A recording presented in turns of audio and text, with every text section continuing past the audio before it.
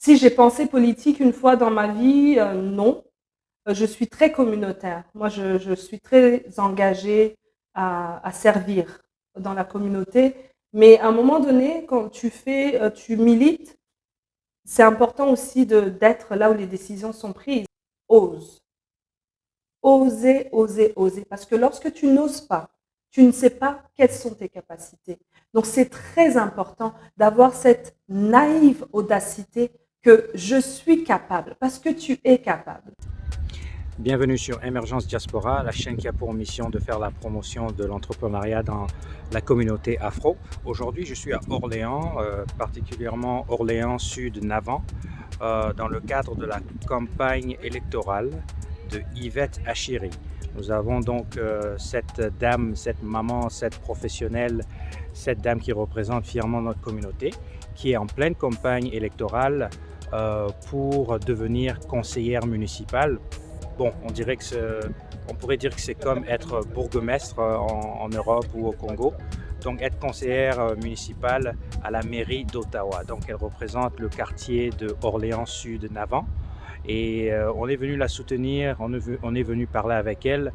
Donc je vous invite à rester connecté. Si vous voulez savoir comment bien s'intégrer dans la société canadienne ou dans le pays d'accueil là où vous êtes, dans la diaspora, elle est vraiment un modèle, elle est vraiment un exemple, et surtout pour les jeunes femmes de notre communauté, comment elles gèrent toutes les casquettes qu'elles portent en tant que mère, épouse, professionnelle, fonctionnaire d'État et maintenant politicienne pour représenter son quartier de Orléans Sud. Restez connectés, abonnez-vous et partagez massivement.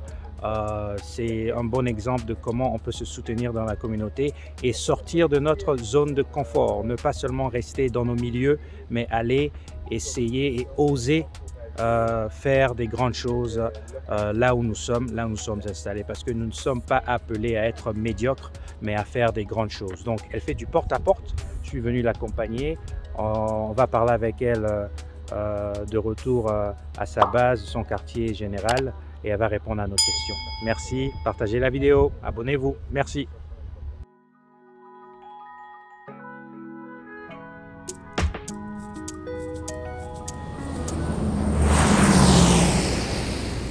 Alors, bonjour Yvette, peux-tu te présenter? Dis-nous un peu qui est Yvette Achiri et d'où tu viens et combien d'années tu es installée ici au Canada? Merci beaucoup de m'accueillir aujourd'hui. Donc, je suis Yvette Achiri, je suis congolaise d'origine, hein, Nazamwana Mboka.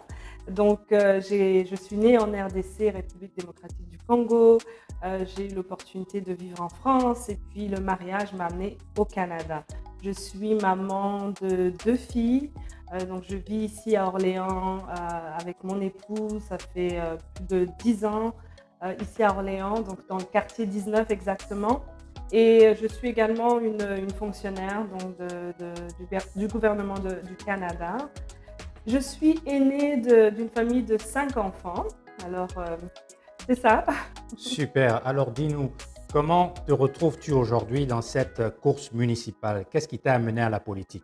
Je pense que ce qui m'a amenée à la politique, c'est vraiment un cheminement naturel. Je suis engagée dans ma communauté depuis de nombreuses années, avant même de rentrer en politique. Donc moi, je travaille avec la communauté sur les enjeux tels que l'équité sociale, aussi bien l'équité sociale dans les services, donc les services en santé, la protection de la femme, de la jeune fille, militer donc contre la violence faite aux femmes, la jeunesse, le leadership. Donc j'ai cheminé comme ça, donc où je fais partie de plusieurs conseils d'administration également, comme le collège La Cité, l'hôpital Montfort, impliquée dans les écoles en tant que présidente des conseils des parents d'école. Très impliquée dans la communauté parce que je pense que nous avons tous un devoir, c'est de s'assurer que notre communauté et les gens qui vivent autour de nous soient servis équitablement. Moi, ça, c'est quelque chose qui m'a toujours inspirée de faire depuis ma très tendre enfance. L'injustice est quelque chose que je déteste. Donc, lorsqu'il y a injustice, je me dois d'agir. Je ne peux pas rester à me plaindre. Je me dis toujours, qu'est-ce que je peux faire pour améliorer les conditions de vie des résidents, des résidentes, de mes voisins, de mes voisines, de mes amis. Donc, c'est comme ça que j'ai opéré. Et en 2020, il y a eu une opportunité donc, de remplacer un conseiller qui avait quitté son mandat. Et alors à ce moment-là, donc, il s'agissait de regarder un petit peu, j'ai regardé autour de nous les leaders que nous avions à Orléans, on a besoin d'un nouveau leadership. Qui serait cette personne? Il y avait vraiment personne qui démontrait un intérêt à aller de l'avant. Moi, j'ai été approchée, on m'a dit, Yvette, ça serait l'occasion, pourquoi pas toi tu le ferais? Et je me rappelle quelque part dans ma tête, plusieurs années avant cela, je me suis dit, je pourrais servir, je me verrais bien servir les résidents d'Orléans, donc le quartier 19 Cumberland à l'époque. Pourquoi pas? Let's do it. OK? Donc ça a commencé comme ça en 2020.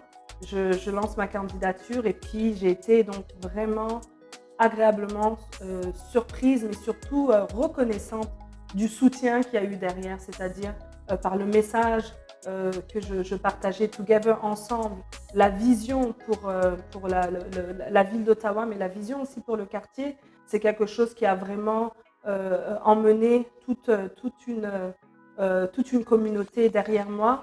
Avec 10 candidats, il y avait 10 candidats, je suis arrivée deuxième en course.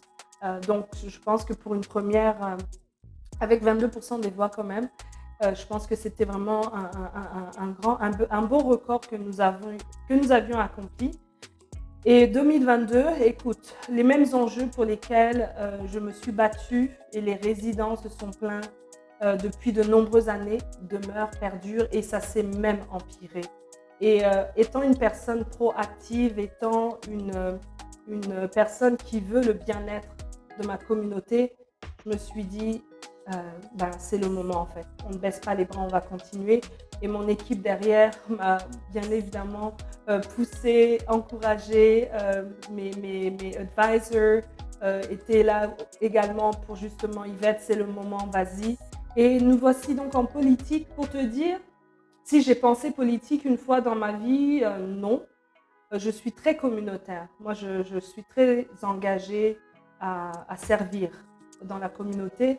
Mais à un moment donné, quand tu milites, c'est important aussi d'être là où les décisions sont prises pour que tu puisses maintenant influencer positivement et arriver à créer le changement que les gens veulent voir. Peux-tu nous parler un peu de ton attachement à ton pays d'origine, la République démocratique du Congo, et quelles sont les activités, la lutte que tu as menée pour ton pays, même étant au Canada pendant toutes ces années? Oui, absolument. Écoute, en tant que fille du Congo, mes origines, c'est vraiment mon identité également.